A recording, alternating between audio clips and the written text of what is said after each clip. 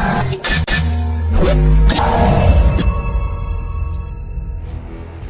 right, welcome to Arizona Central, your one-stop shop for everything Arizona Cardinals in the MFL, and a Merry Christmas to everybody. Merry Christmas Eve, I should say. It's coming out Christmas Eve. I hope you guys are enjoying time with your family and friends. So there's not going to be a whole lot to report since the last report came out. I did fall to the Buccaneers in my wild card game, 27-15, and what has been haunting me the last 6 or 7 weeks of my season came out to haunt me again this game. Kind of went in with a plan, looking at the stats of the Buccaneers and doing a little bit of scouting. I knew that defense was going to be really tough to pass on, and they were just going to be a tough team in general to move the ball on. I really thought, though, that I could find some openings and establish a run game. David Johnson didn't have a terrible day, 40 yards and 12 carries. He just fell behind early. My first pass of the game was picked off for a pick six, and the game plan quickly went out the window. Looking at their offensive scheme, I thought that Winston was going to struggle. I knew it was going to be tough to get to him. What I didn't realize was it was tough to get to because Ozone is so good at getting the ball out very, very quickly. He's one of the quickest guys I've ever seen get the ball out. 1 or 2 steps, the ball was gone, and in a lot of instances, his timing was impeccable. And I just didn't have a lot of answers for him. I should have went more zone heavy, but I really am a man defense guy, and I mixed it up a whole lot, and I just wasn't going to change that for this game. It's kind of who I am. And what I've been struggling with are 2 things on defense. When a guy is able to use a really elite defensive tackle, those guys usually tend to give me hell. Aaron Donalds of the world, and of course Gerald McCoy this game. And then I struggled with the zone defense, especially cover 2. Now I didn't face a ton of cover 2 this game, but I did see his zone, and it was mixed up very well. It's just when he ran zone, it was on critical downs, and I struggled with it mightily. I just didn't have an answer for it, and I struggled making my reads. His cornerbacks made great plays. His linebackers played really great, covered a lot of zones. And there just wasn't a lot of time with McCoy really eating my offensive guards alive and able to get them Garoppolo's face.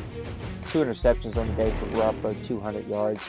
Winston played extremely well. He did throw a pick. Peterson's only play of the season that he made this year, but his only play he made this game because he was absolutely torn apart by Evans, who had 6 receptions for 113 yards. It was unbelievable. I have what should be the best cornerback in the game. Elite man in zone coverage, elite speed, and he was just decimated by a slower receiver that he should be the same size as, and it's frustrating, and I don't really have a whole lot of answers as to why my cornerbacks don't play better. They should be the best cornerback tandem in the league, and they just don't play like it. I did a decent job shutting the run down, 17 rushes for 46 yards by Hunt, but it was Winston. He really was, excuse me, he was really elite today and able to make a ton of plays, not only with his legs, he did have a rushing touchdown, but with his arm. And he just made all the throws that he needed to make, and Evans shined, even though I was keying on him just about every pass play and sticking Peterson, and it didn't help. And really just came down to turnovers and no answer for the zone, and was not able to stop Winston, and he had very good drives. I was able to get it in close. It's a 2-point game in the middle of the 4th, but he answered right back with a long drive that ended up scoring a touchdown and really just put the game away. So a tough game for me. McCoy had 2 sacks. Again, I struggle with elite defensive tackles. I tried to trade for some myself this past offseason with Starlet Tulele, but I can't do it the way these elite guys can do it. And I'm not a very good user on the defensive line, and so I usually play linebacker. And maybe we're going to have to change our game plan as we roll into season number 3, season 70 in the MFL. I want to just look at my team real quick. If you're watching this, I do have some guys in the trading block that I'm looking to move.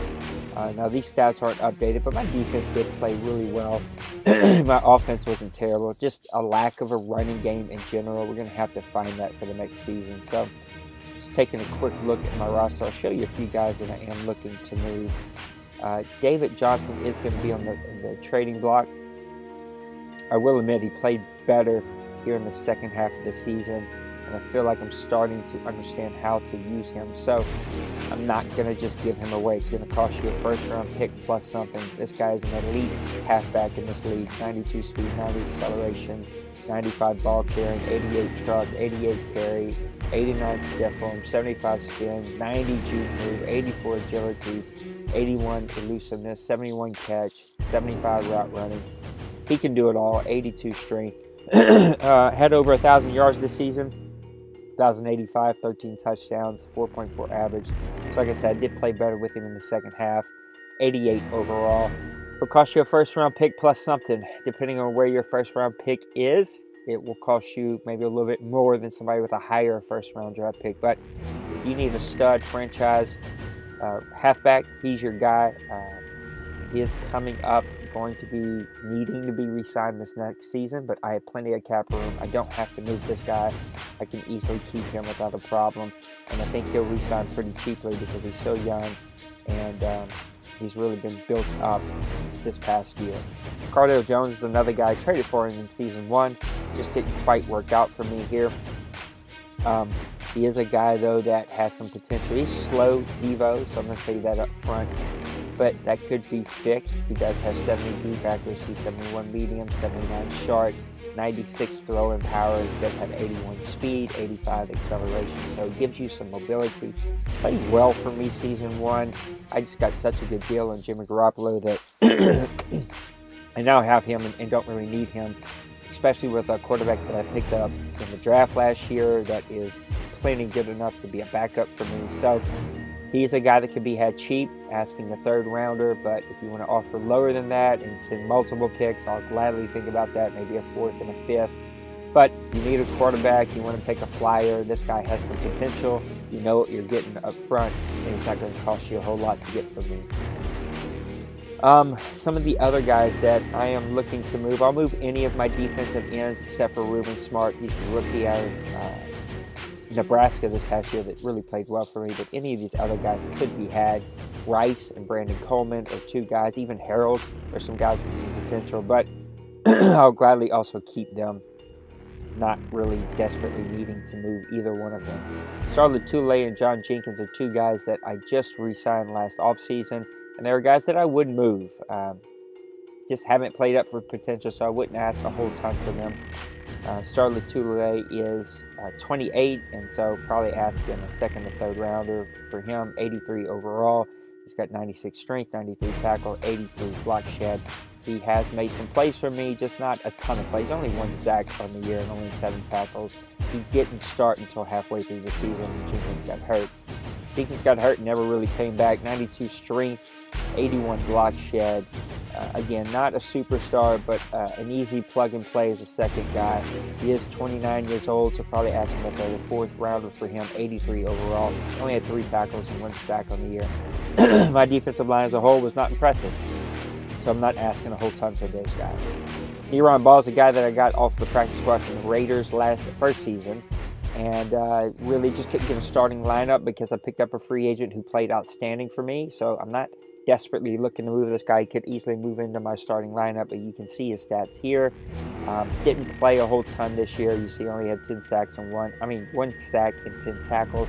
He was just primarily a backup in both outside linebacker positions, but he's a guy that I'd listen to if you're looking to trade for him. He didn't play because Keenan Robinson played so well.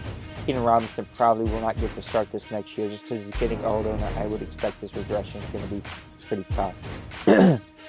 Dale Washington was my best middle linebacker this year. Really had a good season, solid season for me. I will trade him if he interests you. He is 31, so I'm telling you that up front. I had to save regression last season. 75 overall, 85 speed, 88 acceleration, 85 tackles, 75 block shed. He did have 49 tackles, 5 forced fumbles. I don't blitz a lot with my middle linebacker, so that's why I didn't have a lot of sacks, but he did make plays for me, flies to the ball. He's a guy that I'd let go cheap just because his overall is not that great, but his main stats are good, and he's 31, and I totally understand that with regression. So if he interests you, you need a guy to gap fill, and you're willing to give a late pickup, then give me a holler. Some other guys that I would move is any of my linebackers. If they interest you, please come give me a call. I'll gladly listen. I'm not desperately looking to move anybody other than Jones. He's a guy that I think could just have an opportunity to start in this league if somebody wants to give a pick up.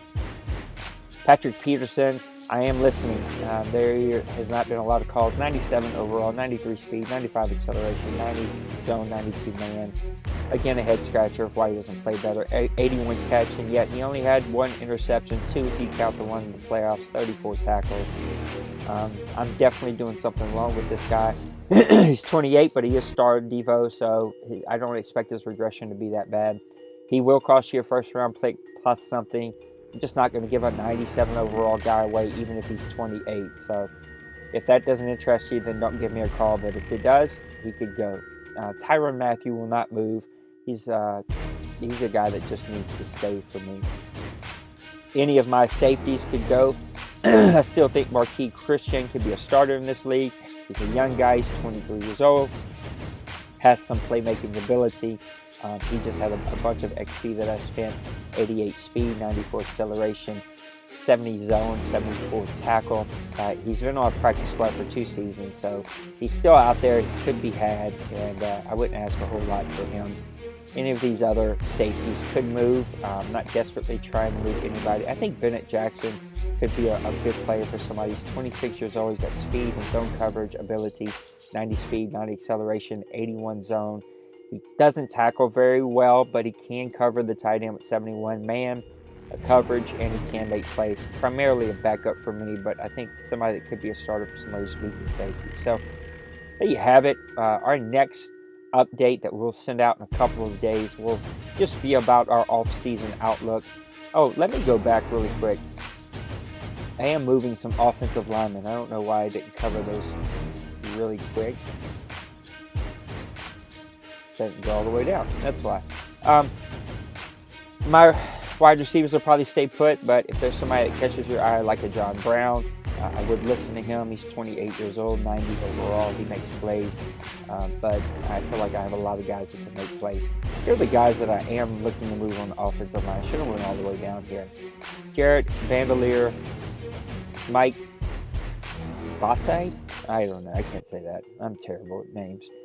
And then Evan Mathis are all guys that I'd like to try to move this offseason. I won't move all of them, but I'll move at least 2 of them. Vandalier is a really good franchise left tackle, 95 strength, 84 run, 84 pass, 84 impact. He's 88 overall. He's a guy that makes plays over the left tackle.